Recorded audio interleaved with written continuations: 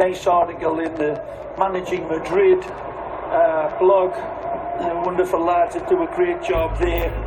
And worth reading about that man there. Karim Benzema needs to rest, and the numbers reveal why. Times ended up almost looking like a 6-3-1. Some very good writing about that on the Managing Madrid website. First-rate podcast as well. Of course, Fede Valverde was a huge part of the equation. Hello and welcome to a Wednesday night edition of the Managing Madrid Podcast. I'm your host, Kiyan, Sobhani, and I'm joined by Euan McTear, this time virtually and not in person. Euan has a nice backdrop. He's moved his chair, he's moved his desk, and he has a different backdrop to where we usually record at his place because we're doing this virtually. And we're going to go at a bit of a quicker pace than usual. It's going to be very kind of quick fire, quick hitting analysis because my dad, who is awesome and who watched the game with me tonight, is now watching my kids so that I can record this podcast. And watching my kids is a bit like being inside a literal tornado and trying to hold on for dear life. So either we finish this podcast before anything happens, or my kids are just going to barge down my office door. Anyway, Euan, how you doing? It's past midnight in Spain. You're wide awake, of course. How you doing? Yeah, good. It's actually not even past midnight for once. We really are doing right. this early. So, no, good. I just hope that the fact you watched it with your dad doesn't deprive of us of his text messages to you during the game. I guess we didn't get that this time because he could just tell you in person. So only you got to experience that. But no, all good. Well, we're going to, I guess, move into match discussion, and this was a fun one. I'm curious, Liz, I haven't had a chance to. I don't even know if you published your post-game piece yet. I'm curious to know what your thoughts were on this game. I think you and I actually talked about this after the Clásico, that this could have been a classic banana peel, where it's like you've just gone to and won a bunch of Ballon d'Or prizes, plus you've beaten Barcelona in the Clásico.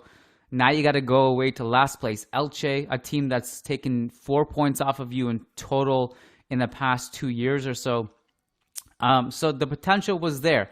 What do you think? Were you I guess surprised is not the right word, but Real Madrid came out of this first minute looking on a mission. They looked good. They didn't look lethargic. They didn't look mentally exhausted or anything. They just looked on point and surgical.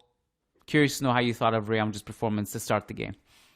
Yeah, we did speak about this. This was a potential bananas peel kind of game, you know.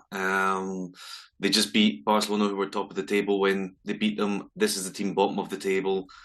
Like you say, all the reasons to think that maybe there's a reason to drop off in level. But then as soon as Ancelotti had his pre-match press conference, I was a bit more reassured because that was his message throughout the press conference. Apart from all the Ballon d'Or questions he was asked, he said, look, we really need to be focused about Elche because this would be an easy game to drop some points. And he made the point several times in that press conference, this game's worth 3 points. The Clásico was worth 3 points. You know, you cannot be slipping up, dropping points after that big win. So I kind of expected him to give the players the right mentality to go into this game. When you saw the lineup, not too many rotations. You could tell that they were taking this game seriously. Ancelotti said after the game as well, didn't want to make too many rotations because we did want to take this game seriously. And you saw that from the first minutes. It was just absolutely goal from minute one. 3 offside goals, of course, in this game. It was 3-0, 3 goals scored, 3 offside goals.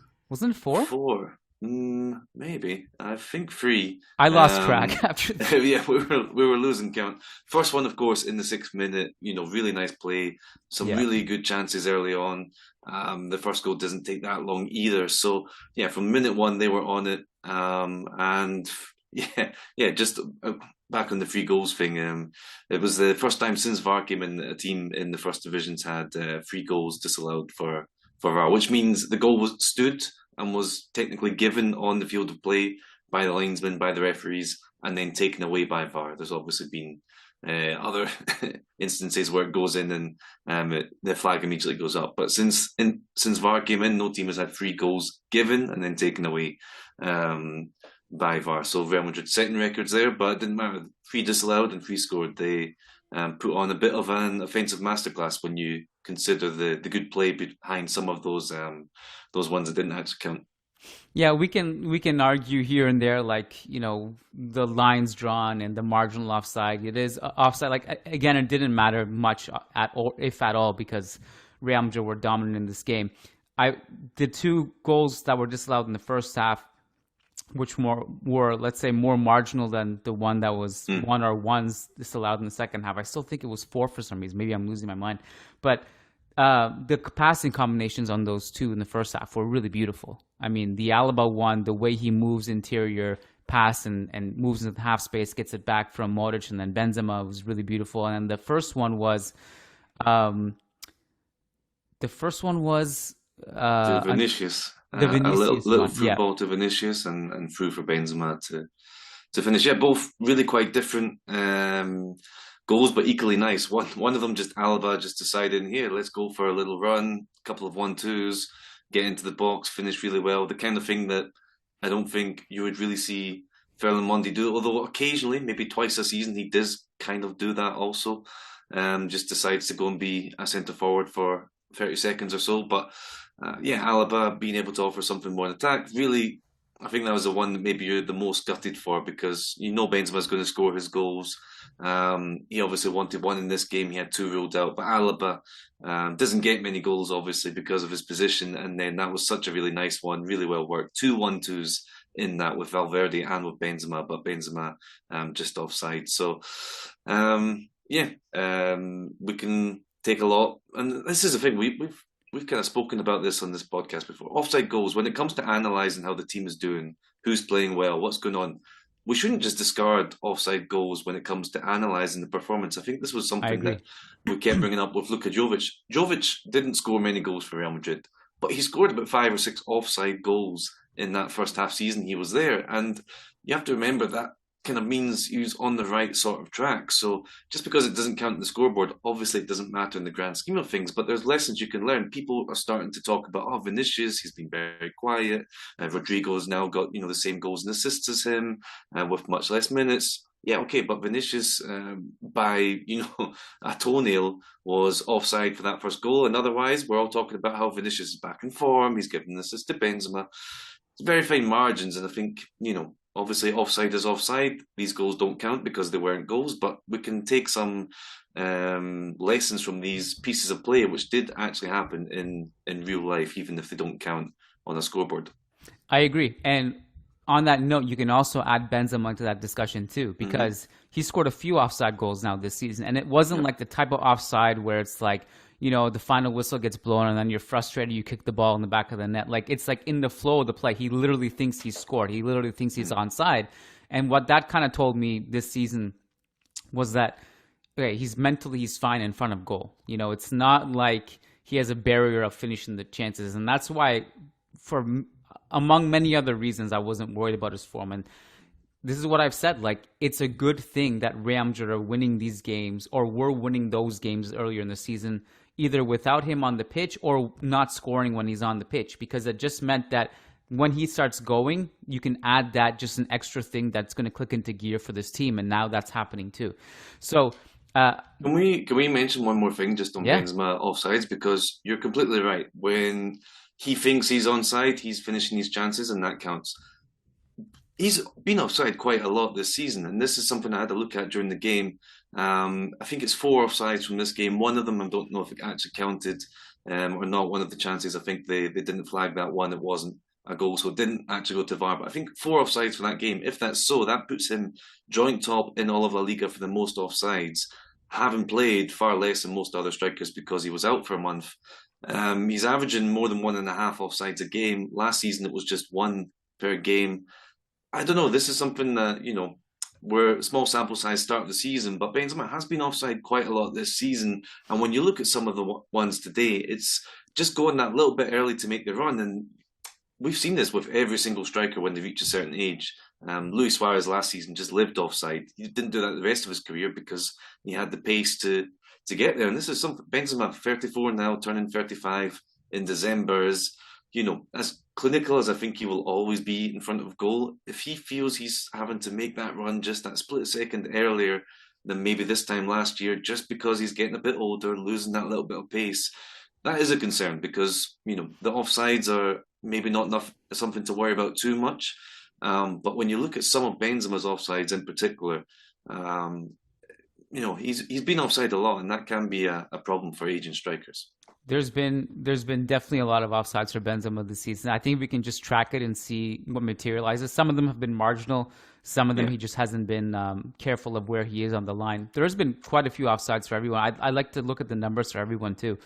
Real Madrid as a whole is, up there with the most in the league. And, the Carvajal one in the second half was kind of inexcusable. There's no reason for him in that space with his a bit younger speed to be that offside. So, something maybe just to tighten up on, I think. But also, it's not just about speed and pace and players wanting to go that little bit early. It's also, I think, just the way Real Madrid are playing right now is so fluid in attack that everybody's moving around. That doesn't just mean side to side. That also means a bit vertically. They're moving forward, moving back.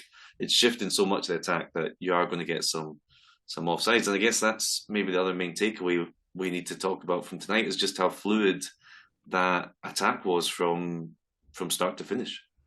So, and that goes hand in hand with the offside discussion, because those two offside goals in the first half, the passing exchange was so brilliant. And I think that's something that was really impressive to me throughout this game, is that there was a lot of, and this is not something you always get with Real Madrid in this particular phase of being coached under Ancelotti, because he's a bit more conservative in this era, playing a bit deeper line.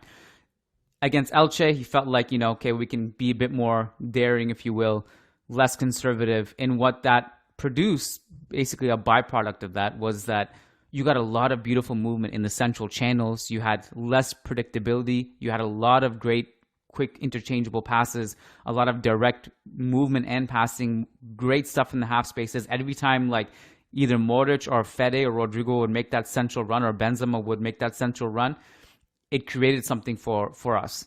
And it was just really pretty to watch that. And so, they suffered a few transition defensive sequences where, Elche had a chance to break, but nothing really ultimately threatening. And the way their offense was producing potent attacks through real goals, through clear-cut chances, and through offside goals, it's fine. It's okay if Elche get a couple breaks here and there. Ironically and funny enough, this was a weird game in that this was actually not far away from from being 1-1 or 2-2. Elche, with the little threat they provided, they were a little bit more aggressive in the second half, and that actually produced, they had two clear-cut chances in the second half. One was that Carlos Clerc header at the near post, or at the far post, where Lunin saves it, and then there was another one by Ponce in the 6-yard box late in the game. But all things considered, I mean, Real Madrid, I thought, were really good in this game, especially considering in my mental block is my expectations of an away game against a team that's small after a Clásico is the classic. You might suffer in a game like that. So I'm just glad we got the 3 points, but we also played well doing so, and Benzema again adding to his I don't know what the word is, but just finding his scoring form again. Really important. No, it really could have been a slip up, and of course, when it stays 1-0, you've had the two offside goals. Elche start to have some chances. Lunin does well, has a good game, maybe his best game actually, which of course isn't saying too much. But you start to think, well, maybe this could be a 1-1. Maybe Elche do come back into it, but it would have been for, I think, the different reasons than we might have expected beforehand. We've seen this before. Real Madrid drop points after a big win, and it's usually because of lack of attitude, lack of urgency. If Elche had equalised, it wouldn't have been this at all. It reminded me a bit more of the Shakhtar Donetsk game at home, when it could have been 8-1, and in the end Real Madrid were kind of holding on 2-1, and you feel just by having let it not scored that next goal, Shakhtar won away from equalising. Elche were one away from equalising for most of this game. But if that does happen, I think you live with that, because you know that the performance, you know that the process is good, because you created so many chances. You basically scored 6 goals. The most passes this was of any La Liga game so far this season, 697. Again, you're playing Elche. It's a small team, but of course you're on the road, and I think it's more than it being great to have the most passes of any game this season, that is a sign that to do that in the game just after the Clásico shows that Ancelotti got the mentality right for the players to go and treat this game with the seriousness and respect it deserved. The Fede Valverde goal, I mean, and just Fede Valverde in general, like it is not even just the goal, but he's basically like a video game character at this point. Yeah. The goal, the difference between this goal and the Barcelona goal, both kind of like at the top of the box or whatever, or just outside or just inside, I don't remember. But this one was with his left foot, and he was actually being closed down quickly. So while he finds a bit of space off his mark, if you watch the play, it was really brilliant work from Vinicius on the left side initially, like if you could rewind it way back, but then there's a couple shots in between, there's a few block shots. When the ball ultimately falls to Fede, he has to think so quick and act so quick. He takes one touch to set himself up with his left foot, and it's like he's getting closed down. And then I was like, wow, that's a crazy goal. But the replay was like, wow, because he hits it with the outside of his left foot, and it curls away from the keeper into the side netting. And then he just, like, throughout the game, I mean, he's also involved in, I think it was the second or third goal. The second goal, it starts from him winning the ball before eventually that magic between Rodrigo and Benzema. Yeah. Can you talk about Fede's performance a little bit in this game? Yeah, just sticking with the goal, first of all, it's when I first saw it, I thought there might have been a deflection because it kind of looks like I think it's Rodrigo is making sure he's out of the way, and it kind of looks like maybe it takes a touch off him, but then it doesn't. It's almost like there's a deflection built into the shot, like a deflection-esque kind of swerve built into the shot anyway. It did that on its own. So incredible from him. You know, he is so, I think what's more impressive about Valverde these days is not just that he's scoring goals and being incredible in every single game he plays. We know he can now do it in the right wing position. He can do it in the midfield position. What I think is starting to be really impressive is that he can switch between those one game to the next game really seamlessly now. You know, if you have a player and you tell them, right, basically you're going to play two positions all season, sometimes this, sometimes that, it can be hard to switch between those two if you're asked to play one on a Sunday and then one on a Wednesday and then the other on the next Sunday. Valverde just seems to, it doesn't matter. Like, he doesn't need one or two games at right wing to get used to it. He doesn't need one or two in midfield to get used to it. He can just be inserted wherever, and he's sorted. Don't know if you can hear that. They're picking up the bins just now. Oh, is that from outside? Yeah, those sometimes they come at the most ungodly hours too. Like, it's the garbage guys, like right? 4 minutes past midnight, and that's of course when they come. Yeah. I've had that happen to me in Spain on multiple occasions at like 4 a.m, and all of a sudden I'm just waking up. It's like, what is that racket? Now I learn. I get the earplugs, the foam ones where you put in your ear and then it foams up, and you need to pay attention though, because you don't want to get stuck behind one walking down the street, because then that smell is just going with you the whole way down the street. You gotta. Yeah, it's not a pleasant odor. No, Valverde, Valverde. Phenomenal, and he's on course to. That was one of Ancelotti's lines from his post-match thing. Was he's on course to break that 10-goal target Ancelotti set. He's already on to 6 goals, 5 of them in La Liga, which makes him. This is quite a nice stat I liked from after this game was Valverde is now the first non-striker at Real Madrid to score 5 goals across the first 10 rounds of a league season. Last time happened was 2000, so last century. Can you guess who it was? Because he was there. Whoever it was there in the stadium tonight. The last non-striker Real Madrid player to score 5 goals across the first 10 match days of a season, league season. So I don't know who was in the stadium tonight, but if I had to guess, it's Guti. Yeah, it was him. Yeah, he was there with Dazin and speaks to Valverde afterwards, and it's just incredible stuff. Which, to be fair, he sometimes does actually kind of play as a forward, so maybe that stat is a bit skewed. Guti, I think that season in particular literally played forward because Del Bosque had like no other options because there was injuries to Raúl and Morientes, and that was just like, wow, we didn't know Guti could do this, and then that's like the Valverde, yeah. Yeah, I mean, that Guti season is literally an entire documentary and podcast that could be scraped out of that. It was incredible. I did want to mention a couple things that you touched on.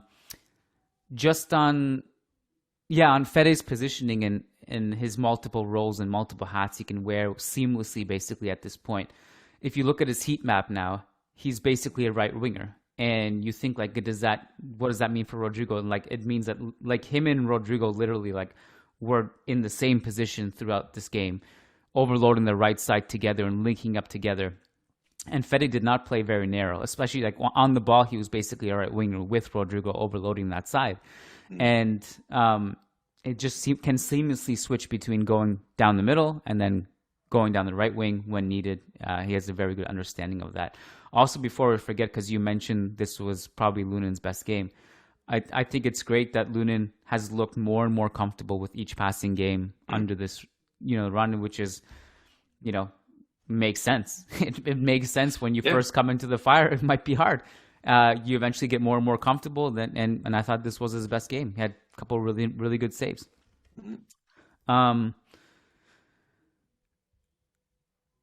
There was something else you mentioned. I don't know exactly what it was, but I'll just say this. It's a weird XG game. I think it's like 1.6 only for Real Madrid. Elche was I suppose that's all the offside goals. It's all the offside goals. So just keep that in mind, because some people, I think, you have to know how to read XG properly, because even the Barca game, Barca's XG was really inflated by Lewandowski offside point blank miss.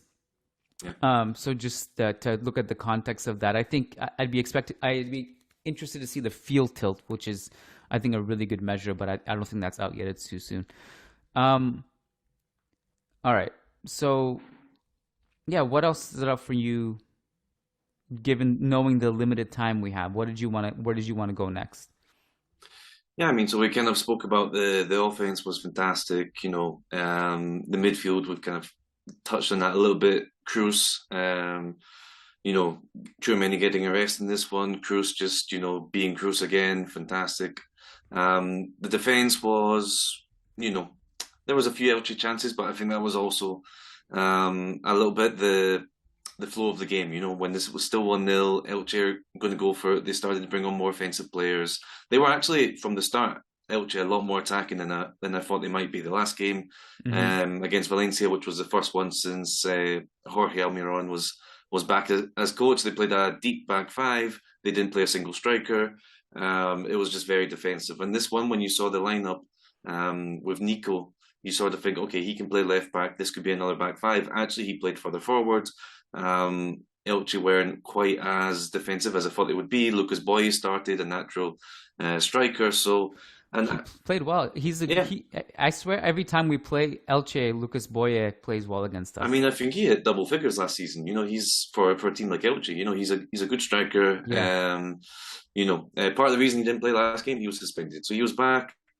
But you didn't know if they were going to go quite as bold, to call it bold, as that. And then obviously in the second half, when they're just one goal behind, when they're trailing, they're going to make more offensive substitutions, and that's just natural. So I think wouldn't be too worried about the fact that Elche did have, when you add them all up, a decent amount of chances. Not too many clear-cut ones when you really look at it. So I think the defence was good, and this was a way to get through a game like this while also giving some rest, some rotations, to basically Tchouameni and who else? Mondi. Yeah. Yeah. A note on Kroos too. He plays the single pivot in this game. Yeah, really single. Yeah. Like, not much help from Valverde, who you just mentioned, was basically a winger, and Modric, who was quite far forward too. Yeah, and it's interesting that, like, when we think of Kroos in that role, historically speaking, it's been, okay, like, it's just because he's an amazing long-range passer and progressive passer, but you worry about the defensive side of things. I feel like this season, which would be, I don't know, feels weird to even say that this might be his last year, that he's finally added this to his game, but defensively, I feel like he's gone to a different level this year. Before, like, he was really good at pressing, but like if you asked him to track something like that, Casemiro would be expected to track, like, forget about it. That's not what he's going to do. He would jog. But his defense has gone to another level this season. He's like consistently leading the team in tackles in certain games. Today and against Barca, he was working so hard defensively, tracking runners, covering in for his fullbacks, like putting in really great challenges, 50-50, throwing headers around the box. I don't know what happened to him, what's gotten into him, but I love it. This was this is like his one weakness in his game. Like, and now he's just been amazing defensively. I don't know if that's something that you noted or you want to touch on, but it's really no. This noticeable. was like going into the game when you saw the lineups. Tchouameni's rested. Okay, obviously Kroos is playing there in the single pivot. This was kind of some of those same thoughts. Was okay in the past this hasn't worked, but actually given how he's played the last few weeks, not just that he's played well, but the kind of way he's played, that kind of thing that you're talking about, that he has, got down on the ground, made some tackles, shown like a little bit more grit to his game. And I don't really mean that as an attitude thing. I think just technically he's been really so much better defensively this season that going into this game, you're sort of thinking, okay, maybe actually the way he's played the last few weeks, maybe he can actually do this role a little bit better than he has done in the past. And maybe it helps as well that he's replacing Tchouameni and not Casemiro. The role has already changed a little bit in that sense. But yeah, this is certainly good news going forward that when Tchouameni isn't available, which will happen at some point, Kroos can be there as someone to fill in, because it's the same thing that happened all the last decade almost with Casemiro. There was no replacement for him. Well, yeah, Casemiro went, Tchouameni came. There's no replacement for Tchouameni except Kroos, and that's never an ideal situation. But like you say, just the style, the way Kroos is playing this season, actually, he's more of a number 6 than he's ever been before. Yeah, and that's what I was going to say. Like, if you're going to play this way and put Kroos there against Elche, if you're going to control, like Real Madrid also had a really good man-to-man high press in this game at points. Counter press was good. It makes sense to put Kroos in that role. But again, like as you said, this is the interesting thing, is that he was also doing a lot of the defensive work. Did you have any notes on Tchouameni? I mean, I thought like there's one thing about him that like, I don't know which chance it was, but it was late in the game, and I forget who it was, but it may have been one of the 2 big chances where Tchouameni just loses his man in the box and just doesn't track him. And that's a part of his game that just comes and goes. For some reason, he's really good at positioning, but there are times where he's just really not. But he also had that brilliant pass, basically the pre-assist to, it goes him, through ball to Rodrigo, Asensio scores. Did you have any notes on Tchouameni off the bench or any of the subs, Asensio, whatever? No, I mean, at that stage of the game, it's, it's already basically won. You're kind of expecting the substitutes to come on. That thing we've spoken about, that Ancelotti's spoken about so many times, they bring their energy. They can break up the game, kind of expecting to see that with Real Madrid in control, getting a second goal. Surely these guys can make the most of the fact that Elche are going to have to become more desperate. And to be fair, they kind of did. There was obviously the Asensio goal late on, but another couple of chances for Real Madrid too. Not just the Asensio one, and then obviously at the other end, Elche are going to get 1 or 2 chances. But I think that's just also kind of normal. And you are going to be tired after what Real Madrid have done the last couple of weeks. But at least if they can be accused of taking the foot off the gas at all, at least it was when they're already 2-0 up, and I don't even think they really did too much. We're gonna wrap it, but I just wanted to end by asking you like a question, to get your final thoughts on. You haven't published your 3 answers, 3 questions piece yet. Not yet. I wanted to ask you if there's anything in there that would be interesting to throw in at the end of this podcast that might be just an interesting tidbit that we missed, and or anything else that stood out from Ancelotti's post-game press conference that we didn't touch on yet. Yeah, so most of the interesting stuff kind of already said, although maybe just a moment for Karim Benzema like saving a life in this game, when at the end of the first half when they stopped play, an incident in the stands, and it's Benzema who's on the ball at the moment, realises from the Elche players and boots the ball out. So picks up. I didn't realize that's what happened. Okay. Yeah. So like, just I think it's like 5 minutes before half time or something, and there's whistles in the stadium. Elche have the ball. There's whistles in the stadium, but basically trying to get attention of the referee, the players to send some help, and it happens that Benzema picks up the ball, and then he realizes from the Elche players, and it's Benzema that puts the ball out. So and immediately points to Jesus Gil Manzano to do whatever the protocol is in that situation. So yeah, picks up a Ballon d'Or on Monday, shows it off in training on Tuesday, scores a goal, helps save a life on Wednesday, really, it's like, who knows what they'll get up to on Thursday? Something incredible for sure. That was quite a week. So Sunday winning a Clasico too. So fair play to Benzema there. And then the post-match press conference really short, as it always is when Real Madrid are away from home and it's a late game, because you can tell they want to just get back. So only a few questions. We should start going to the games in Elche. Maybe we could get not only one question, but 5 questions in. Well, maybe. I mean, it's the Real Madrid press officer that's cutting it short more than anything. As in, they want Real Madrid wants to head off more. Yeah. Okay. So not too much of the Valverde quotes about reaching 10 goals, so he can keep his license. That was quite nice. And I think the other thing that stood out was his line about not wanting to make too many rotations because they knew this game could be a tricky one. So, those pieces, the 3 answers, 3 questions, the Ancelotti quotes will be on the site probably by the time you're even listening to this. So check those out, and plenty more stats, immediate reaction, comments, chat. It's not quite the feel of a Champions League night, but it's a Wednesday night of football, and all the usual reaction that comes with that. A Wednesday night game, and as my dad put it, not the most exciting game to tune into, heading into this. We were talking about it before the game started. Not the most exciting, but an incredibly equally important 3 points as you're going to get from the Clasico. I did see a lot of Real Madrid fans making the joke that we should get used to Real Madrid playing on the Wednesday and Barcelona on the Thursday. Yeah, we got that's true. I mean, I'm not going to partake in that joke too much yet. It's a little bit too soon for me to I don't want to jinx anything, but go everybody. Let's read all the stuff on the website. We got the immediate reaction goes up at the final whistle. We got Euan McTear's 3 questions, 3 answers. Sam Leverage puts up important stats from the game. Player ratings went up from Sam Sharp tonight. There's going to be Ancelotti's post-game quotes and a lot more.